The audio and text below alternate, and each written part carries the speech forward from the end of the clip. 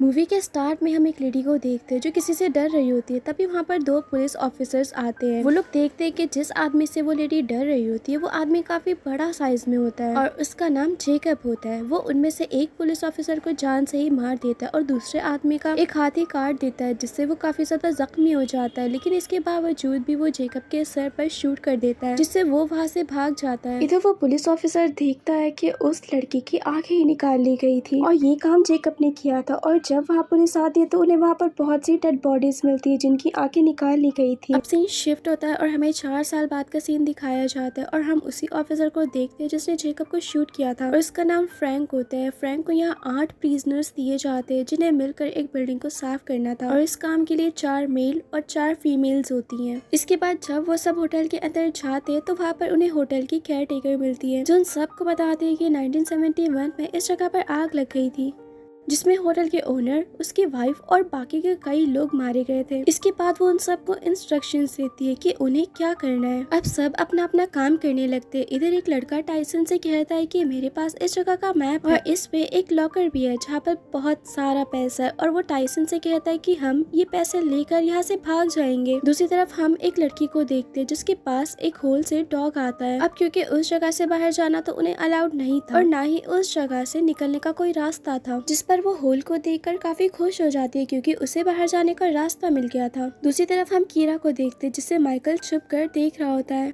हम यहाँ नोटिस करते हैं कि कीरा के बॉडी पर काफी अजीब से टैटूज बने होते हैं। इधर हम टाइसन और उसके साथी को देखते हैं जो मिलकर लॉकर को ढूंढ रहे होते हैं और इसी बीच में उन्हें वहाँ बहुत सी डेड बॉडीज मिलती है जिनकी आंखों को निकाल लिया गया था। वो अभी कुछ सोच और समझ पाते कि तभी वहाँ पर जेकब आ जाता है जिसे हमने मूवी के स्टार्ट में देखा था, जो टाइसन के साथी को घसीट कर अपने साथ ले जाता है।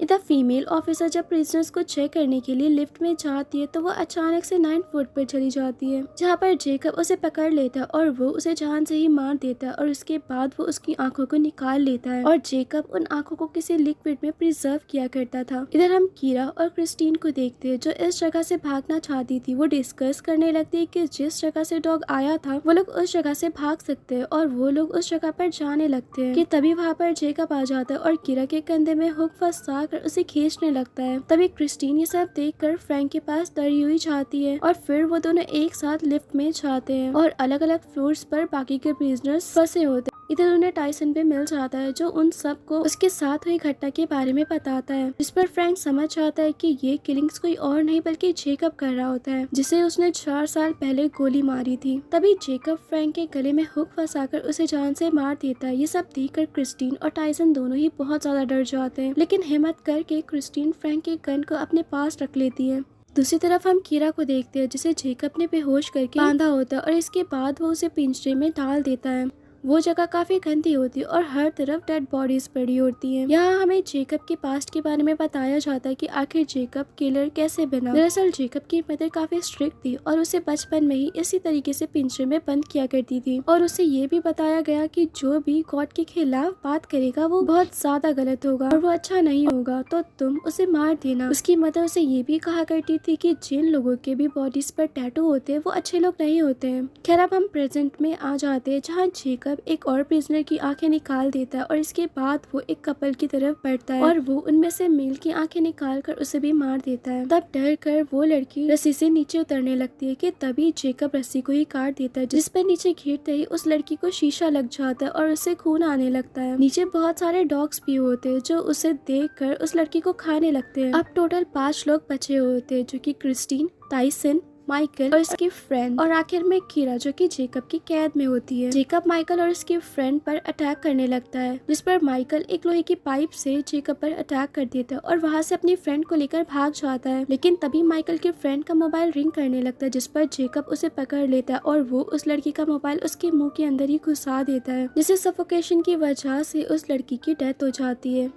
माइकल ये सब देखकर वहाँ से भाग जाता है। इधर हम क्रिस्टीन और टाइसन को देखते हैं जो कि काफी डरे हुए होते हैं और अब टोटल 4 लोग बचे होते हैं जिनमें कीरा भी इंक्लूड होती है। अब वो तीनों मिलकर कीरा को ढूंढने लगते हैं और हर एक के पास कोई ना कोई वेपन्स होते हैं, लेकिन इससे पहले वो लोग जेकब को मारते जेकब दीवार तोड़कर उन पर ही अटैक करने लगता है और वो माइकल को मारकर बेहोश कर देता है। अब क्रिस्टीन और टाइसन ऊपर की तरफ जाते हैं और वो लोग उस जगह पर पहुंच जाते हैं जहाँ पर जेकब लोगों की आंखों को प्रिजर्व किया करता था। वो लोग उसी रूम में होते हैं जहाँ पर जेकब ने कीरा को कैद किया था कि तभी उन्हें जेकब की आवाज आती है, जिस पर वो दोनों पास ही में छुप जाते हैं। और जब वो लोग देखते हैं कि जेकब कीरा को मारने के लिए उसके पास आ रहा होता है तो वो लोग उसे बचाने के लिए आ जाते हैं और टाइसन वहाँ पर पड़े हुए सारे ग्लास को तोड़ने लगता है। ये देखकर जेकब को बहुत ज्यादा गुस्सा आ जाता है और वो टाइसन को क्लोजेट के पीछे दबा कर जान से मार देता है। अब सिर्फ 3 लोग बचे तो जो कि माइकल, कीरा और क्रिस्टीन होते हैं।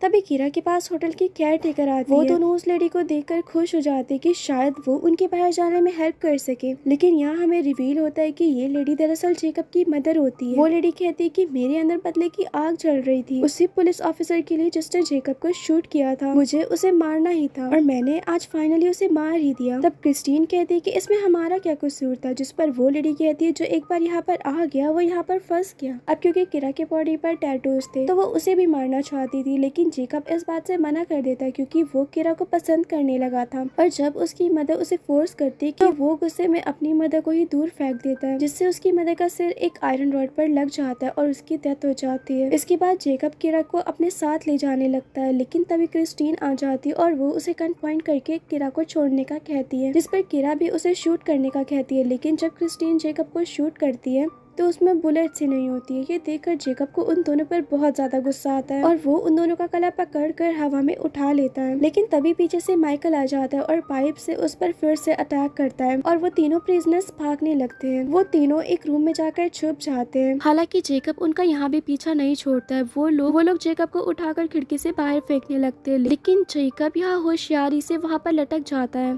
और जब क्रिस्टीन चेक करने के लिए जाती है तो जेकब उसका हाथ ही पकड़ लेता है। और तब कीरा और माइकल जेकब के हाथ पर बहुत ज्यादा वार करते हैं, उसे बहुत ज्यादा मारते हैं, लेकिन इससे उसे कुछ भी फर्क नहीं होता है। तब क्रिस्टीन माइकल से वही रॉड ले लेती है और उसकी आंख में मारती है, जिससे उसे बहुत ज्यादा पेन होता है और वो आखिर में कार से नीचे गिर जाता है और आखिर में जेकब मारा जाता है। और इस मूवी के 3 सर्वाइवर्स होते हैं। सो यार इसी के साथ ये मूवी एंड हो जाती है। मूवी अच्छी लगी तो वीडियो को लाइक करना, चैनल को सब्सक्राइब करना ना भूलना। Make sure to comment what's your opinion about this movie. Thank you.